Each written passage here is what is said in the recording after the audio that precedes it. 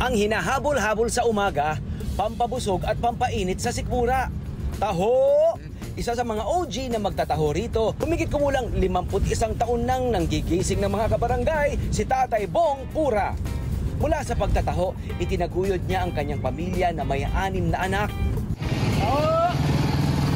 Kaya na ako sa pagtitinda ko, nabuhay ko yung mga anak ko. Kaya masiwatay. Mas kilalanin pa natin siya dito sa Kwentong Kabarangay.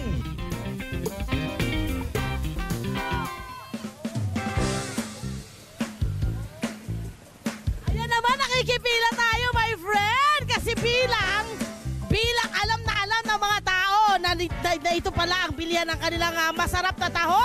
At katabi natin ngayon si Sir Bong. Tatay Bong. Ilang baso na ba yan? Ilang baso na yan, nabibenta mo?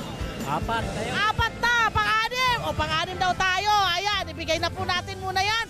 Bago natin kausapin si tatay, pabentahin muna natin. Oo naman, negosyo first. Business muna. Si Tatay Bong Pura, ay balita ako humigit ko muna 50 taon na. Correct. Diba? Na nagbebenta ng taho sa kanyang barangay. Mahigit 51 years. Ayan. Kausapin muna namin kayo, Daddy. Tay. Dito ka, Tay. Kausapin muna namin kayo. Para sa'yo. Kunin mo to. Ayan, good job. Okay, dito tayo, Tay. Halika kayo rito. Wala pa kasi Tatay Bong Pura. Aba, ito na. Ano ba ang mas safest sa inyo? Dito tayo? Pumunta na tayo dito dahil tayo po ay nasa gitna ng kalsada. Baka ho, mga kabarangay natin. Ganun po talaga live. Dito na ako sa taas. Halika rito, Tay. Dito tayo. Tay, ayan, dyan na tayo, Tay. Okay. Hindi. Ayan. Better. Kumusta? Oh, eto ang sinasabi ko. Lapitan nyo to dito. Sino pwedeng lumapit na cameraman? Tay, ito ba ay dahil na rin sa pagbubuhat? Yeah. Pakita nyo, halika rito. Sino lalapit? Si Kuya Dan? Susumin ka, Kuya Dan. Ito. Yan yung sinasabi ko. Na meron ng laman na tumubuhan. Kumusta? Hindi naman masakit. No. Nagpapacheck up naman kayo. Oo. Kumusta naman daw? Ay, wala.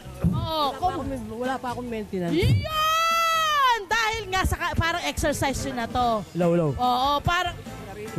Hello. Di ba? Hello. Sabi niya, ganun talaga bang mga matatanda. Tay, 51 years, sa ilang kalsada na kayo umiikot dito sa Pasay. Anong mga kalsada ang iniikutan nyo? Dito lang ako sa tramo. Dito sa barangay, sa tramo? Yan, maraming barangay. Sa Emi de la Cruz. Araw-araw ho yan. Oo, araw-araw. Ilang oras po kayong naglalakad-lakad para magbenta ng taho? 3 hours lang. 3 hours? Anong oras po yun? Ay, 7 o'clock. Kanina kinuha ko ron. Okay, 7 o'clock hanggang 10 a.m. Mga 11, 10, ganyan. Oo. Sa hapon, nagbebenta pa kayo? Ayoko na. Umaga lang talaga. Magkano kinikita nyo sa ganon? Ang puna ko rito 600. Tapos, naipapalo ko siya ng 1.8, 1.9, ganon. Hindi pare-pareho. Ano ho nagagamit doon sa kinikita po ninyo? Yung malinis po na kinikita ninyo, 1.9?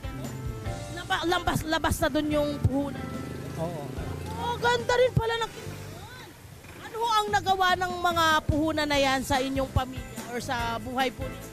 Kasi nagpapaaral ako ng estudyante anak ko isa. Papaaral pa ako. Kolehiyo. Kolehiyo. Ano, nasaan nasa siya sa kolehiyo? Malapit na bang matapos? 2 years pa. 2 years pa. At ano ang iyong parang pwedeng ibigay na parang tip sa mga taong gustong pasukin ng pagbebenta ng taho? Tip? Magtitinda siya? Oo. Ay, bahala na siya. Bahala na siya. Ano? Kayo, sa inyo po, anong payo ibibigay nyo sa kanila? Magtinda kayo, ganon. Ano ang kailangan tandaan?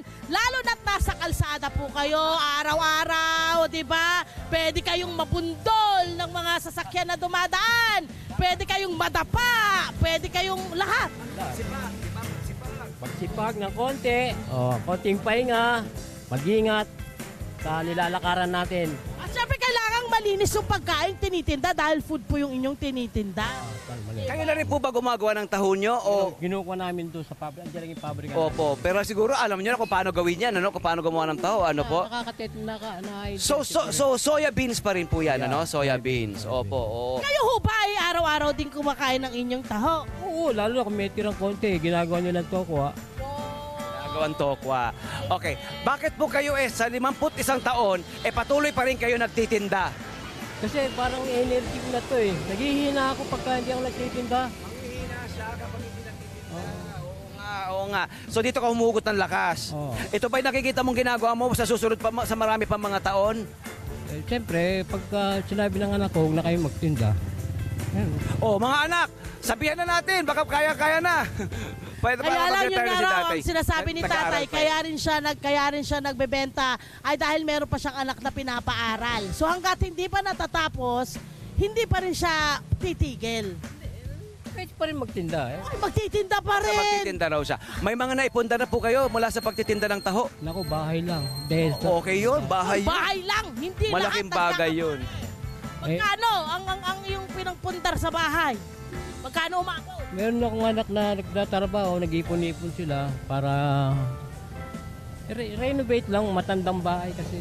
Okay yun, okay yun. Nag-share sila pati ng kanyang mga anak. Okay Okay, yun. maraming salamat Tatay Bong. Tanggapin niyo po ang regalo namin mula po sa Net25. Hi! Sumama mo dyan na mga ka-Net25. This is Love and New Verbo. For more love, Tunipet, and everything updates, just click the subscribe button and follow us on our Net25 social media pages at Net25 TV and Net25 Entertainment Facebook. See ya. I love ya.